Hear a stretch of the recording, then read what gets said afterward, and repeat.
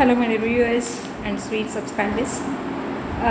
Independence day గురించి చెప్తూ ఆ ఎపిసోడ్ సడన్గా మెమరీ అయిపోయి కట్ అయిపోయిందనమాట. దాని కంటిన్యూషన్ ఇప్పుడు చెప్తామని అలా స్టూల్ వేసుకున్నా ఏం వేసుకున్నా అవి అందవు. ఎవరో ఒకరు నాకు ఖచ్చితంగా ఇవ్వాల్సిందే తీసి. అలా ఎందుకు పెట్టేవారు అంటే మీకు తెలిసిందే కదా, చిన్నప్పుడు ఒక వేళాపాళ ఉండదు, ఎప్పుడు పడితే అప్పుడు స్నాక్స్ తినేయడమే. మా తాతగారికి అలా నచ్చదు. మార్నింగ్ బ్రేక్ఫాస్ట్ అరౌండ్ 8-8:30 అయిపోయిన తర్వాత 10 o'clock ఆ టైంకి ఒకసారి తీసుకొని ఇచ్చేవారు స్నాక్స్. అంతే, ఒక ట్రిప్ ఇచ్చిన తర్వాత ఇంకా మళ్ళీ తినకూడదు అనమాట. ఎప్పుడు పడితే అప్పుడు తిట్టేసేవారు. మధ్యన మధ్య ఇప్పుడే కదా స్నాక్స్, ఇంకా మళ్ళీ తినకూడదు, ఇంకా అయిపోయింది ఇది అనేవారు. అలాగే అక్క కూడా అడిగినా ఉండదు, అందుకే అవి అందకుండా పైన పెడేసేవారు అనమాట. మళ్ళీ ఈవినింగ్ అరౌండ్ 4 o'clock అలా వాళ్ళు టీ తాగుతున్నప్పుడు తాతగారు వాళ్ళు నాన్నగారు మాకు మళ్ళీ స్నాక్స్ ఉండేవి. అలా టైం టు టైం తినాలి. ఇక డైనింగ్ టేబుల్ దగ్గరకు వచ్చాక టిఫిన్ ఎప్పుడైనా ఉప్మా కనుక చేసిందంటే మా కాంతం అందులో ఉన్న పచ్చిమిర్చి, అల్లం, అవేమిటంటారు కరివేపాకులు ఏవి తీయకుండా తినాలి. మా తాతగారితో అది పెద్ద ప్రాబ్లం అయిపోయింది మాకు. ఆ age 3rd class 4th class 5th class age అండి బాబు. అప్పుడు అసలు ఎక్కుతాయా? ఇంకా కనీసం ఇప్పుడు 10th దాటాకో కనీసం ఇంటర్ దాటాక కూడా ఎవరు తినట్లేదు. మేమైతే ఇప్పుడు తింటాం. 10th ఇంటర్లో తెలియదు కానీ నేను ఇప్పుడైతే తినగలుగుతున్నాను. అల్లం, కరివేపాకు అవి ఇప్పుడు ఖచ్చితంగా కావాలని ఏరుకుని మరి తింటున్నాను. అంతెందుకంటే మొన్న మా నాగశ్రీ వాళ్ళ మదర్ బర్త్డే అనమాట. వాళ్ళ మమ్మీ బర్త్డే అయితే పార్టీ ఏం కావాలి మేము అంటే నేను chicken biryani, cake, ice cream, బొబ్బట్లు, గారెలు అడిగాను. ఆమె ఏమన్నారంటే కొన్ని ఇప్పుడు ఇస్తాం, కొన్ని నాగశ్రీ బర్త్డే రోజు అంటే వాళ్ళ mother birthday 14th, Nagasri birthday 22nd అనమాట. సో అలా ఇస్తామన్నారు. ఓకే అన్నాను. అప్పుడు వాళ్ళ మదర్ బర్త్డే ఫ్రైడే వచ్చింది. ఫ్రైడే చికెన్ తింటుంటే నో ప్రాబ్లం సండే ఇస్తాను పార్టీ అనేది సండే ఇచ్చారు. అప్పుడు అందులో ఆ బిర్యానీలో కరివేపాకులన్నీ ఏర్పడేశారు మా స్టూడెంట్స్. నాగశ్రీ, చంద్రసూర్య కరివేపాకులు తీసుకొని తినండి అని పెద్ద గొప్పగా చెప్తాను నేను. వాళ్ళ ఏజ్లో నేను కూడా తినలేదు, తినబుద్ధి కాదు కూడా అండి. అలా మేము చాలా ట్రబుల్ ఫేస్ చేసేవాళ్ళం తాతగారితో. ఇప్పుడు మొన్న మా స్టూడెంట్స్ కూడా ఏం డిసైడ్ అయితే sir next time biryani party ఇచ్చినప్పుడు మనం కరివేపాకులు నేరు మేడంకి ఇచ్చేయాలి, మేడం పళ్ళలో వేసేద్దాం కూడా ఉండదు అనుకున్నారు. పాపం వాళ్ళు తినలేక కరివేపాకులు నా కోసం, కరివేపాకులు బలం మంచిది, జుట్టు హెయిర్ గ్రోత్ బాగుంటుంది తినండి అని బలంతగా తినిపిస్తే నా కోసం తప్పక తిన్నారు వాళ్ళు. నాకు తాతగారే గుర్తొచ్చారు. బాబాయ్ తాతగారు కూడా ఇలాగే పెడతారు. ఇంకా నెక్స్ట్ టైం వీళ్ళు బలవంతం పెట్టుకుని బాబాయ్ అనుకున్నాను. వాళ్ళు కూడా ఏమనుకున్నారంటే వాళ్ళిద్దరూ నెక్స్ట్ టైం మనం ముందే మేడం ప్లేట్ వేసేద్దాం కరివేపాకులు నేరు అని అనుకున్నారు. నేను చాలా నవ్వుకున్నాను. అలా అప్పుడు మేమేం చేసేవాళ్ళం అంటే తాతగారు చూడకుండా ఆ కరివేపాకులు, అల్లం, పచ్చిమిర్చి అవన్నీ ప్లేట్ కింద తోసేవాళ్ళం అనమాట. తాతగారు చూస్తున్నారేమో ఇలా తింటున్నట్టుగా తింటూ కింద ప్లేట్ కిందకి అవి ముందు ఇలా ప్లేట్లో ముందుకు లాక్కుని ఉప్మా తినడానికి తీసుకుని కింద తోసి తీసేవాళ్ళం. మా తాతగారు అన్నీ గమనించేవారు. గమనించి మేమేమో అమ్మాయి ఈరోజు గడిచిపోయింది రా బాబా అనుకునేవాళ్ళం. మా మమ్మీని పిలిచి అమ్మ వీళ్ళు ఏం చేస్తారు తెలుసా, తాతగారు తెలియకుండా ప్లేట్ కిందకి తుక్కంతా తోసిస్తున్నారు ఈ కరివేపాకు, అల్లం అవి నేను తినమంటున్నానని అని నవ్వుకునేవారు మా తాతగారు. మేము ఏమి అప్పుడు ఏంటి ఏం అర్థం కాదు, ఏదో ఇలాగ వింటాం. ఇప్పుడు గుర్తొస్తే నవ్వొస్తుంది అవన్నీ, కానీ అలా అనమాట. కానీ అన్నీ గమనించి తాతగారు కూడా చూసి చూడనట్టుగా వదిలేసేవారు. చెప్పేవారు 1-2 సార్లు. ఇంకా తాతగారు కూడా చూసి చూడనట్టు వదిలేస్తే మేము ప్లేట్ కింద తోసేవాడు. ఇంకా మా కాంత కొబ్బరి పచ్చి చేసింది అనుకోండి, ఇడ్లీలో ఒక చట్నీ, అక్కడ రోడ్డు దగ్గరే ఆ పచ్చడి ఖాళీ అయిపోయేది. అది మాత్రం బాగా ఎక్కేది ఆ ఏజ్లో. అసలు చెప్పాలంటే ఆ ఏజ్లో కారం అస్సలు ఇష్టం ఉండదు, కానీ కొబ్బరి పచ్చడి మాత్రం తినేసేవాళ్ళం. మా కాంత కస్తూరి గారు రండి వీళ్ళు చూడండి పచ్చడి అంతా తినేస్తున్నారు ఇక్కడే అయిపోయేలా ఉంది అని పిలిచేవారు. ఇంకా వినకపోతే మా తాతగారు ఒక్క కేకేస్తే వెళ్ళిపోయేవాళ్ళం మేము. తాతగారు చెప్తానంటే చాలు. తాతగారు కనుక అక్కడ హాల్లోంచి చిన్న బుజ్జి పెద్ద బుజ్జి అని పిలిచారంటే అయిపోయింది బాబా అని అలా ఉండేది. ఇంకొకటి ఏంటంటే కరెంట్ పోతే ఇప్పట్లాగా ఏసీలో అవి లేవు ఆ రోజుల్లో. సో తాతగారికి విసిరాలన్నమాట, విసరకార పట్టుకొని. అది ఎలాగా అంటే టైము 100 numbers కౌంట్ చేయాలి. అలా 100 numbers నేను 1 to 100 numbers కౌంట్ చేసి అయిపోతే మళ్ళీ అక్కని పిలిచి అక్కకి ఇవ్వాలన్నమాట. ఈ లోపల మా బాధ ఏంటి, అక్కడ అమ్మ, నాన్నగారు, మా మంజక్క అంటే మా చింతాతగారు వాళ్ళ అమ్మాయి, మా మంజక్క, మా కాంతము, ఇంకా వీళ్ళు ఎవరైనా ఒకవేళ మా చిన్నానమ్మ వస్తే కనుక చింతాతగారు వాళ్ళ వైఫ్ చిన్నానమ్మ, ఆ నానమ్మ వస్తే వాళ్ళందరూ కబుర్లు చెప్పుకుంటే మాకు అక్కడ కూర్చున్న కబుర్లు వినాలనిపించేది. అబ్బాయి తాతగారికి విసరా ఇప్పుడు అని. ఒకవేళ ఎప్పుడన్నా నేను వెళ్ళినట్టే నాన్నగారు తిట్టేసేవారు చాలా గట్టిగా, రై గడుస్తు వెళ్ళని అని చెప్పి. అంతే వెళ్ళి విసరడమే ఒకళ్ళ తర్వాత ఒకళ్ళ 100 నెంబర్స్లో ఎక్కడిసి అమ్మాయి అయిపోయింది అనుకొని వచ్చేసి అక్కడికి వచ్చిన వాళ్ళం. మళ్ళీ ఇంకో బాధ ఏంటంటే రేడియో పెట్టేవారు తాతగారు. ఆ కాలంలో రేడియో ఉండేది. తాతగారు పడుకుంటే తాతగారికి అటువైపున నేను, ఇటువైపు నీ లక్క ఇద్దరం పడుకునేవాళ్ళం. మధ్యలో తాతగారు ఆ రేడియో పెట్టి వినమనేవారు. విన్న తర్వాత అందులో పాయింట్స్ చెప్పాలి, అదో పెద్ద టాస్క్. బాబో ఇదో బాధ అనుకునేవాళ్ళం. ఇలాంటివన్నీ చాలా స్వీట్ మెమరీస్ అండి. ఆ తర్వాత మా తాతగారిలాగే డిట్టో మా నాన్నగారు చేసిన పని ఏంటంటే, ఆ రోజుల్లో కేబుల్ వచ్చిన కొత్త, కేబుల్ లేదు అసలు. ఫస్ట్ టీవీలు వచ్చాయి. చిత్రలహరికి అయితే మా భీమడలో వాళ్ళందరూ హాల్లో వచ్చి కూర్చునేవారు. భలే ఉండేవారు కూడా ఇంట్రెస్టింగ్గా. మేము కూర్చొని చూసేవాళ్ళం. నాన్నగారు చదవమంటే తడుముకుంటూ వచ్చి లా రీ అలా గుణించుకుంటూ చదివేవాళ్ళం. అదొకటి బాగా గుర్తుంది.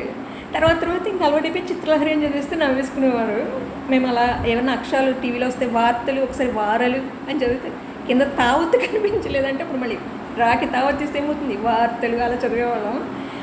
అలా ఆ రోజుల్లో టీవీ ఎవరికి ఉండేది కాదు. భీమడంలో మా తాతగారి దగ్గర ఉండేది. అందరూ చిత్రలహరి ఒకటి ఆదివారం సాయంత్రం సినిమా ఇచ్చేవాడు, తెలుగు సినిమా. దానికోసం అందరూ వచ్చేవారు. ఆ డేస్ చాలా బాగుండేవి. హాల్ అంతా నిండిపోయేది. భలే బాగుండేదండి ఆ ఎంజాయ్మెంట్. అందరితో కలిసి చూడడం, ఆ కబుర్లు చెప్పుకోవడం, బావా ఆ రోజులే వేరు. ఆ తర్వాత మా సెలవులకి వెళ్ళినప్పుడు మా ఇంటి ఎదురుగుండా రామాలయం ఉంటుంది. మా తాతగారు వాళ్ళు కట్టించిందే. అక్కడ నేను చేసిన పని ఏంటంటే, ఆ వీధిలో ఉన్న పిల్లలందరినీ పోగిస్తేవాడు. ఆ గుడి దగ్గర కూర్చోబెట్టేసి మేము టీచర్స్ లాగా అనమాట. నేను ఒక స్టిక్కు బుక్ ఒకటి పట్టుకొని వాళ్ళని చదివించేయడం, అదొక ఎంజాయ్మెంట్. ఆటలు అవే అండి, పిచ్చి ఆటలు. తర్వాత అది అయిపోయింది అనుకోండి, చైర్స్ తీసుకొచ్చి హాల్లో వేసి ఆ చైర్ చుట్టూరు మ్యాట్ చాప ఉంటుంది కదా, అది వేసేసి గదిలా తయారు చేసి అక్కడ లక్కపడతలు అవి పెట్టేసి మమ్మీ ఎలా చేస్తుందో అలా మమ్మీని ఇమిటేట్ చేయడం అన్నమాట. గిన్నెలు కడిగేయడం, ఏవో కొన్ని లక్కపడతలు తెచ్చి తర్వాత లోపల వంట వండేస్తున్నట్టు ఒక స్టవ్ పెట్టడం, ఆడేయడం. మా తాతగారు లేసి వచ్చి, మా తాతగారి బెడ్రూమ్ హాల్ దగ్గరికి ఉంటుంది అనమాట. అంటే హాల్లోకి ఉంటుంది ఎంట్రన్స్. తాతగారి బెడ్రూమ్ నుంచి ఎంట్రన్స్ హాల్లోకి ఉంటుంది. అది చూడగానే పిల్లలు ఏంటది తినవన్నీ చేసిన తిని చుట్టేయండి పెట్టాయని తింటేవారు అనమాట. ఇంకా అప్పుడు అవన్నీ తీసి మళ్ళీ సర్దేసేవాళ్ళం. అదొకటి చాలా నవ్వొస్తుంది తలుచుకుంటే అవన్నీ.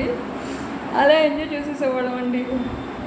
ఆ తర్వాత మీకు అసలు విషయం చెప్పకుండా ఈ తాతగారు ఇవన్నీ చెప్పుకుంటూ వస్తాను. ఇంతకీ మా మంజకి ఏం చేసేదంటే, అక్కడ నాపరాయి ఉంటుంది వంటగది చివరనమాట. కూర్చుని తను పసుపు పళ్ళారు తీసుకొని పసుపు ముఖానికి కాళ్ళకి రాసుకోవడం తనకు చాలా ఇష్టం. మా మంజక్కకి అవి రాసుకుంటూ ఉండేది. ఈ లోపల నాన్నగారు, అమ్మ, ఒకళ్ళ కుమారత్త ఉంటే కుమారత్త వీళ్ళందరూ కబుర్లు చెప్పుకునేవారు. నవ్వు వచ్చేది మాకు చాలా. అమ్మ, నాన్నగారు మ్యాక్సిమం మంజక్క, కాంతం వీళ్ళు ఉండేవారు. ఆ పక్క పోర్షన్లో శైలజ వాళ్ళు అని అద్దెకుండేవారు. శైలజ, శ్రీను, నిర్మల అని ఆంటీ వాళ్ళు అద్దెకుండేవారు. మ్యాక్సిమం రుక్మిణి ఆంటీ అని వాళ్ళు కబుర్లు చెప్పేసుకునేవారు. భలే ఆ డేస్ చాలా చాలా బాగుండేవి. అప్పుడు ఒకసారి చేపల కూర ఉంటే, నాకు చేపల కూర అంటే పిచ్చి ఇష్టం.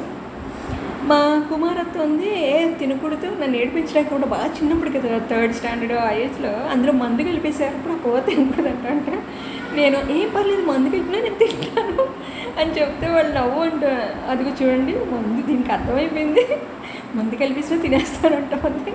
ట్యాబ్లెట్స్ ఇస్తామని ఏదో చెప్పింది, అందులో మెడిసిన్ కలిపేశారు తినకూడదని. అలా అన్నా తినేస్తూ ఉంటుందని నవ్వుకున్నారట.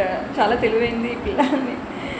అలా రెడ్ డేస్ చాలా బాగున్నాయి. ఇంతకీ ఇండిపెండెన్స్ డే నుంచి ఆ కొబ్బరి చాక్లెట్ల నుంచి ఈ మెమరీస్ అని గుర్తొచ్చేసి ఇక్కడికి వచ్చేసాను. తర్వాత తను ఫస్ట్ కొబ్బరి చాక్లెట్ ఇచ్చింది చంద్రసూర్య. అది ఇవ్వడానికి 2 days 3 days ముందు ఏం చెప్పిందంటే, మ్యామ్ నేను మీకు సర్ప్రైజ్ ఇస్తాను, నేను మీకు ఒకటి ఇస్తాను అంది. ఏంటి అంటే ఏం చెప్పలేమాట, ఇస్తాను అంతే సర్ప్రైజ్ అని చెప్పింది. ఇండిపెండెన్స్ డే రోజు చెప్పింది అనమాట. నేను మీకు ఒకటి ఇస్తాను కదా ఇదే అని చెప్పి ఆ చాక్లెట్ ఇచ్చింది. బాగా సూపర్ అండి. ఆ తర్వాత ఆకలి వేసేస్తుందండి. ఈ పిల్లలు పాపం independence day morning 7 o'clock start అయిందంట.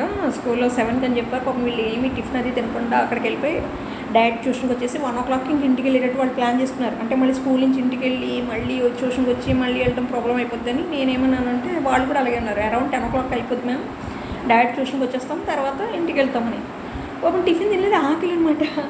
సరే నేను కూడా టిఫిన్ తినాలనిపించింది, కానీ బయట ఫుడ్ తినొద్దని మాకు ఇక్కడ అనౌన్స్ చేస్తున్నాడు. ఏంటి, వరదల వల్ల గోదావరి నీరు ఏదో కాలుష్యం అయిపోయింది, బయట ఫుడ్ తినకండి, హోటల్ ఫుడ్ ఇంట్లోనే వండుతానండి అని. కానీ అన్నీ చెప్తారు, ఏం చేస్తాం, ఒకసారి ఇంట్లో వండలేం కదండి.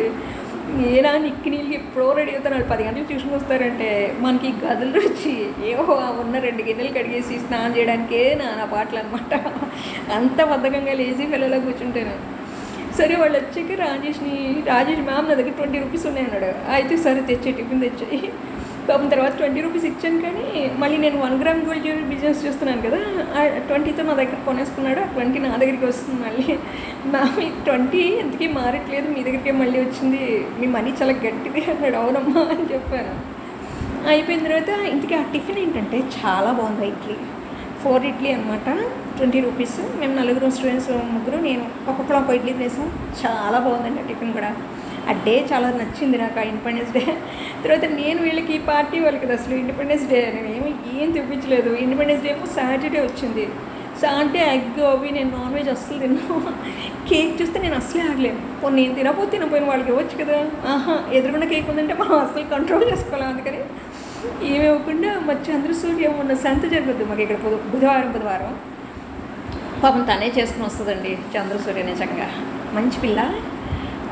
కాయగూరలు ఏమన్నా ఒక్కొక్కసారి నాన్ వెజ్. ఇవాళ కూడా బుధవారమే, కానీ ఇవాళ ఏం తీసుకోలేదు, ఎందుకంటే నాగశ్రీ వాళ్ళు మొన్న పార్టీ ఇచ్చారు. ప్లస్ నెక్స్ట్ సండే మళ్ళీ నాగశ్రీ బర్త్డే, మళ్ళీ పార్టీ ఇస్తుంది కాబట్టి ఇంకా నాన్ వెజ్ వాళ్ళకి వెళ్ళలేదు. నాన్ వెజ్, వెజిటబుల్స్, ఫ్రూట్స్ తీసుకొస్తుంది ఒక్కొక్కసారి. తను అడ్జస్ట్ చేసి వీళ్ళని బట్టి అనమాట, ఫ్రూట్స్ కానీ నాన్ వెజ్ కానీ అలా వీళ్ళని బట్టి చూస్తుంది. ఆ రోజు బొప్పాయిలు తీసుకొచ్చింది. ఏం చేసామంటే ఇండిపెండెన్స్ డేకి ఆ బొప్పాయిలే కోసుకొని తినేసాం. పచ్చి ఒక 4 or 5 తెచ్చింది. ఆ రోజు బొప్పాయి కట్ చేసేసుకొని అదే హ్యాపీ ఇండిపెండెన్స్ డే కింద తినేసాం. కేక్ నెక్స్ట్ డే ఇస్తానమ్మా సండే అన్నాం, కానీ పాపం మనకు ఇప్పటికి వచ్చా ఇండిపెండెన్స్ డే పార్టీ నేను ఇవ్వలేదు. తర్వాత మా చెల్లి జాబ్ వచ్చినందుకు పార్టీ ఇవ్వమని చెప్పింది. మనీ నాకు ఫోన్పే చేసింది, పాపం అది ఇవ్వలేదు. అదో బాకీ అంటే ఇచ్చేసాను, కానీ నాగశ్రీ ఆబ్సెంట్ అయింది. తను వచ్చాక మళ్ళీ చేసుకోవాలి పార్టీ అనుకున్నాం, చేసుకోలేదు. 2 పార్టీలు నేను ఇప్పుడు మా స్టూడెంట్స్కి బాకీ ఉన్నాను పాపం, అవి ఇవ్వాలి. అదండి ఇండిపెండెన్స్ డే గురించి చెప్తూ ఎక్కడికో వెళ్ళిపోయాను. దాని కంటిన్యూషన్ ఇదిగో ఇప్పుడు చెప్తున్నాను అనమాట. Thank you so much for watching. Keep watching. Love you all. Bye.